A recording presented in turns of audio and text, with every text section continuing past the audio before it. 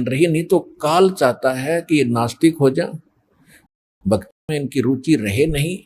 ऐसे भक्ति, ऐसा ज्ञान और ऐसा समाधान बता दिया जाता है कि भक्ति करते करते भी हानियां होती रहेंगी, कुछ दिनों के बाद सब नास्तिक हो जाएंगे।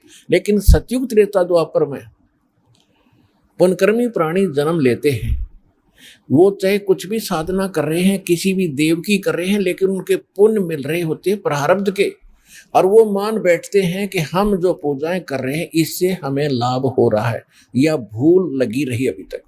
अब कलयुग में आके वो बात स्पष्ट होनी थी, क्योंकि हमारे पुण्य तो समाप्त हो लिए, जो विशेष पुण्य थे वो समाप्त हो गए, बहुत कम शेष बचे। और अब हम साधना भी करते हैं और हानि ज्यों की तो हो रही है, और उन्हीं देवताओं को पूज रहे हैं जो परंपरागत हमारे पूर्वज पूजते आए। आज हमारी दुर्गति शुरू होगी उन्हीं साधनाओं को करते करते। फिर हम कहीं और दौड़ते हैं और भागते हैं, किसी संत के पास जाते हैं। तो इससे सिद्ध हुआ कि जो साधना आपकी परंपरागत थी वो नकली थी, यूजलेस थी, आपको कोई लाभ दे नहीं रही थी, और फिर भी कर रहे थे क्योंकि पहले पुण्यात्माएं थी, उनकी पुकार सुनते थे, क्योंकि उनके प्रारब्ध में, पुण्यों में वो लिखा होता था, उसको दे देते थे। वो मान लेते थे कि हम जो पूजा जिस देव इष्ट की कर रहे हैं, चाहे कोई समाधि पूज रहे हैं, उसने हमें लाभ दे दिया।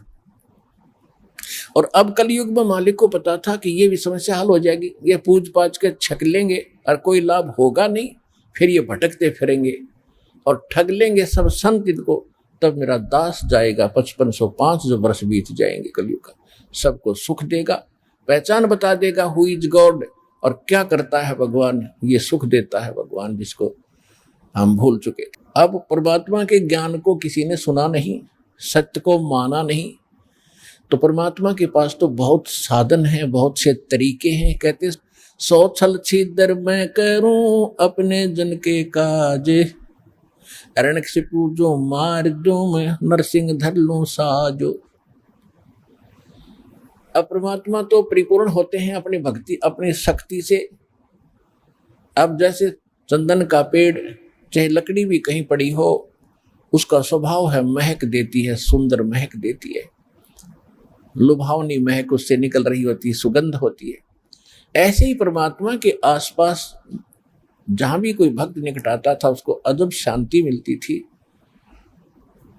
तो परमेश्वर सत्संग किया करते थे। लोग सत्संग को पसंद नहीं करते थे क्योंकि परमात्मा पहले वाले ज्ञान से हटकर ज्ञान देते थे, लेकिन जो दुखी होते थे उनको परमात्मा अपनी कृपा से सुख देते थे।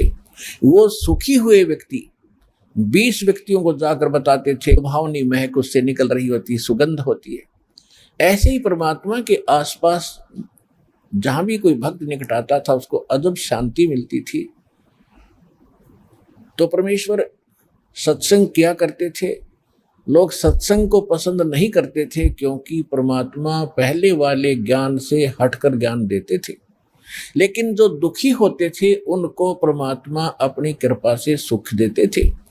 वो सुखी हुए व्यक्ति 20 व्यक्तियों को जाकर बताते थे कि मुझे ये दुख था, मैं ये ऐसे कष्ट था, ऐसे एक संत आए हुए हैं, मुनिंदर नाम है उनका, और वहां चलिएगा आप भी सुखी हो जाओगे। ऐसे हजारों की संख्या में परमात्मा से इस लाभ को प्राप्त करके बड़े सुखी हुए। उन्होंने जगह जगह जा करके परमात्मा की महिमा बताई कि मुनिंदर नाम के ऋषि स्वयं परमात्मा आए हैं, स्वयं भगवान आए हैं। पुण्यात्माओं, जब तक हमें समय पर रोटी मिल रही है, कपड़ा मिल रहा है, समय पर कपड़ा मिल रहा है, समय पर रोटी मिल रही है, सामने गुटी मिल रही है शराब की, और कार और कोठी मिल रही है, हमने जरूरत नहीं भगवान की कति। और जब ये सुविधाएं भी उपलब्ध हों और कोई घर में कष्ट आ जावे, शरीर में कोई दुख हो जाता है, फिर इस जीव को नानी याद आ जाती है। इसको कुछ भी दिखाई नहीं देता, अपनी जान दिखाई देती है। तो ऐसे व्यक्ति वहां आने लगे परमात्मा के पास और वहां से सुख होने लगा।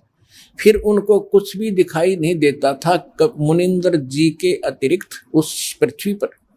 तो ऐसे लोग परमात्मा के साथ जुड़े थे। बाकी जो विद्वान पाक रहे थे, जिनको समय पर ठीक आहार मिल रहा था, तो वो मालिक से दूर रहे, उनका दुर्भाग्य था। तो यहाँ परमात्मा कहा करते अपनी अमृतवाणी में, जो प्रत्येक युग में आकर ये बोलते हैं, कबीर सुख के माथे पत्थर पड़ो, जो नाम हृदय से जावे, बलिहारी उस दुख के जो पल पल नाम रटाए। परमेश्वर कहते हैं कि आग लगाए से सुख के जो भगवान से दूर करे। हे परमात्मा, वो दुख भी भला जिससे मालिक की तड़फ बनी, परमात्मा की चाह बनी, उसकी याद बनी रही। अब जैसे कोई सुखी व्यक्ति है, अब सुखी भी भक्ति से जुड़ता है तो बहुत ही पुण्यकर्मी प्राणी है, वो तो बहुत पुण्यकर्मी प्राणी है। लेकिन वो सुखी जो जुड़ा है वो